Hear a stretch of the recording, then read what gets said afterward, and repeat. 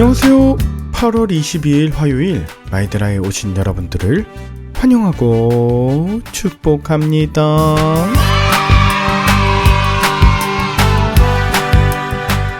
어제부터 처가에 내려와서 일하다 보니 몸이 많이 피곤해요. 그래서 그런지 고린도 교회 서신을 보내는 바울이 조금 더 잘 이해됩니다. 복음을 전함과 동시에 천막 작업을 하고 틈틈이 서신서를 보내어 목양을 병행하는 것은 결코 아무나 할 수 있는 일이 아니었겠다 싶어요. 그러고 보면 최근 목회자들 사이에서 이중직에 대한 찬반이 대단한데요. 이중직 목회를 허용하고 안 하고를 떠나 이미 미조직교회 또 개척교회 등의 목회자들은 또 다른 직업을 갖는 것이 일반적인 현실이 되었습니다. 목회에 전념하고도 싶지만 그렇지 못한 상황들이 복음을 전하는 데 방해가 될까요? 바울은 복음을 위하여 자신의 직업을 수단으로 삼았습니다. 먹고 살기 위해 복음을 수단화시키지 않았다는 것입니다.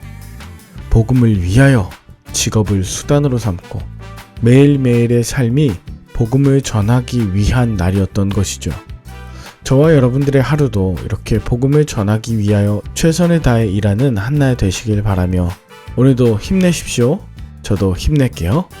그럼 오늘의 마이드라를 힘차게 시작해 보도록 하겠습니다. 자, 출발!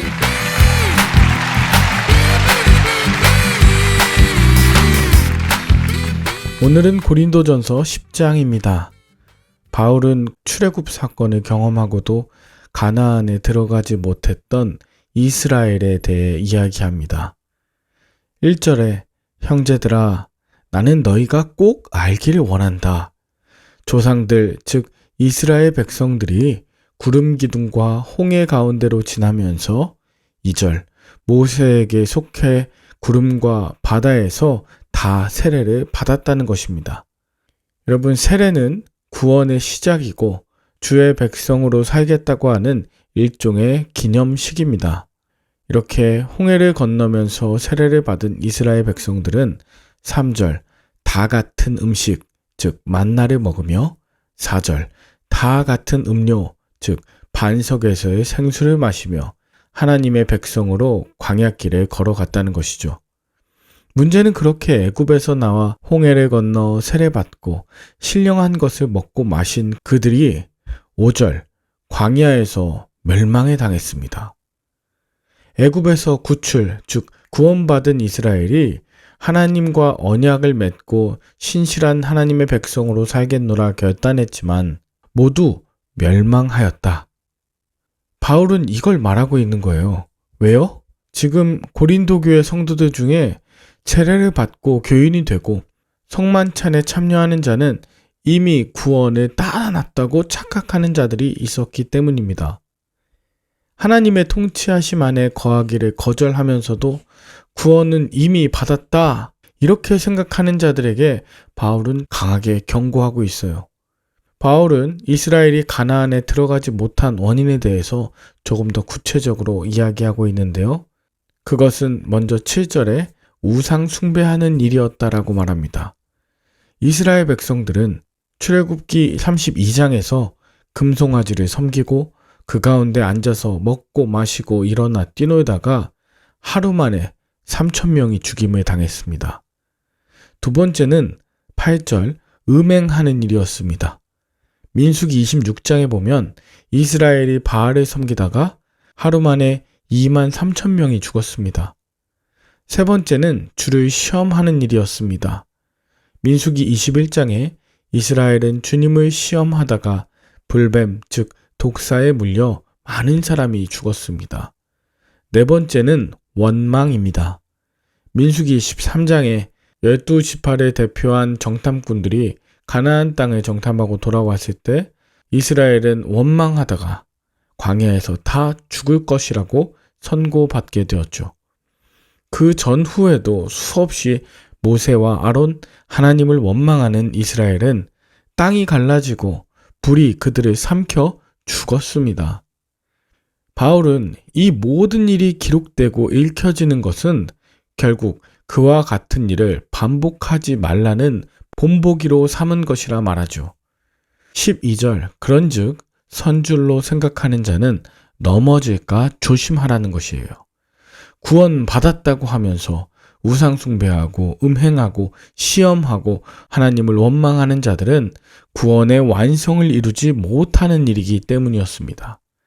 그러고도 이 모든 것이 하나님이 유혹당할 마음을 주셔서 혹은 하나님이 유혹하셨기 때문이라고 하나님의 탓으로 돌리는 자들 있었습니다. 이에 13절 하나님이 감당할 시험 밖에는 너희가 당한 것이 없나니 오직 하나님은 미쁘사 너희가 감당하지 못할 시험 당함을 허락하지 아니하시고 시험 당할 즈음에 또한 피할 길을 내사 너희로 능히 감당하게 하시느니라. 아주 유명한 말씀이죠. 여러분도 아시겠지만 여기에 나오는 시험이라는 단어는 모두 유혹이라는 뜻입니다.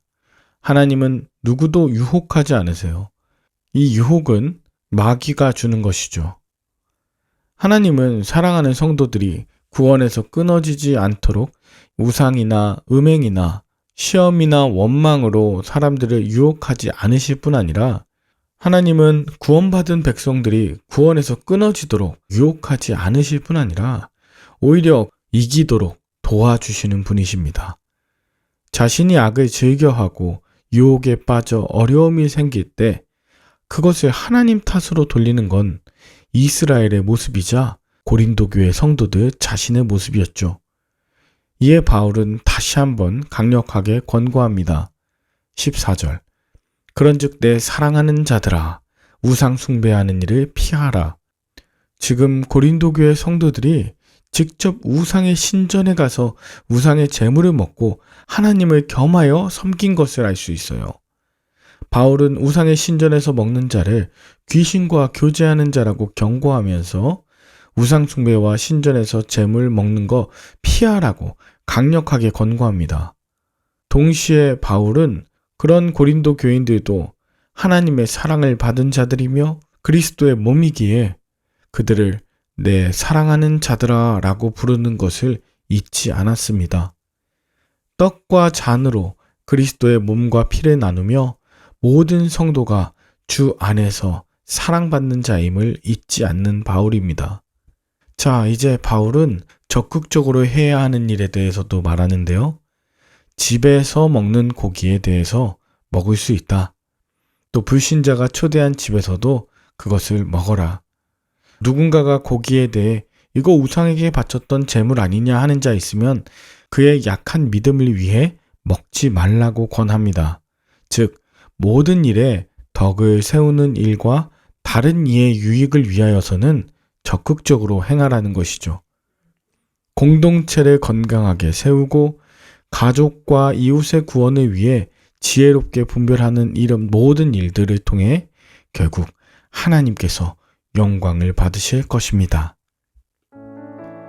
여러분은 오늘 본문을 통해 무엇을 느끼셨나요?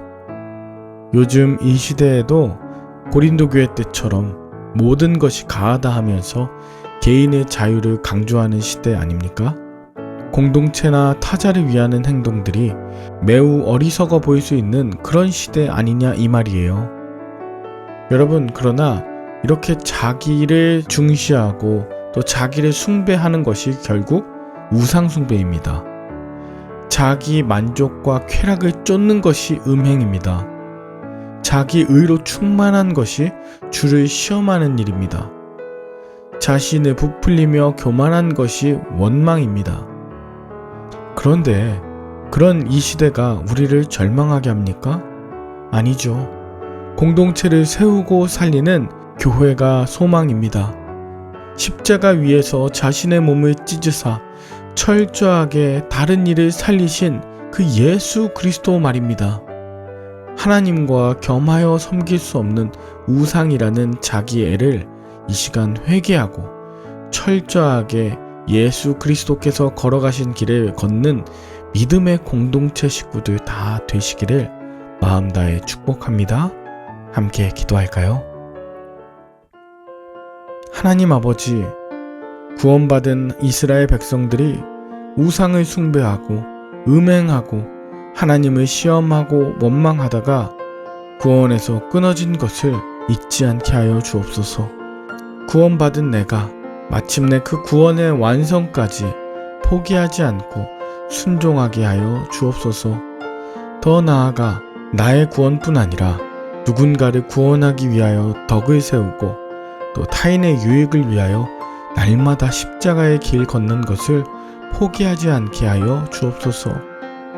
주님의 몸과 피로 하나 되게 하신 이 믿음의 공동체 교회 안에서 날마다 회개하고 풍성한 은혜를 누리며 새 삶을 사는 모든 말드라 식구들이 다 되게 하여 주시길 간절히 바라옵고 예수님의 이름으로 기도합니다. 아멘. 오늘도 좋은 하루 되시길 바라며 저는 내일 다시 찾아뵙도록 하겠습니다. 샬롬.